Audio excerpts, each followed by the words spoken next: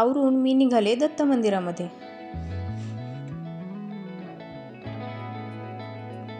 हे मंदिर घराजवळच असल्यानं मी नेहमीच इथे येते. आज मंदिरामध्ये खूप प्रसन्न वातावरण होतं. आणि दुसऱ्या दिवशी मला बनवायचे होते आलू पराठे. आलू पराठे बनवताना कोणाकडून तरी कुकर इतका खराब होईल का हो, पण माझ्याकडून मात्र झाला.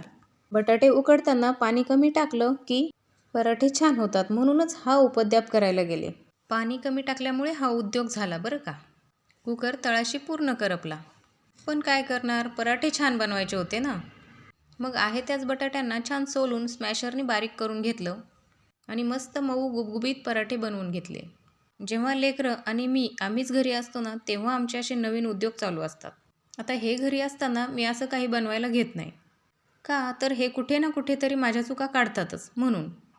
मम्मीने काहीतरी वेगळं आणि काहीतरी छान बनवलं याचा आनंद मुलांना खूप जास्त असतो. म्हणूनच हे घरी नसले ना की मगच अशा रेसिपी ट्राय करायच्या. म्हणजे मग टोमणे ऐकायचा प्रश्नच नाही. आणि लेकरांचं काय हो, कोणताही नवीन पदार्थ ते आवडीनेच खातात. चला मग लेकरांचे डबे वगैरे भरले आणि दोघांचं सोबत तर कधीच आवरत नाही. आता पिऊचं आवरलं, पण दादू मात्र अजूनही उठत नाही. आणि मग दोघांची रोजचीच तू मी ठरलेली.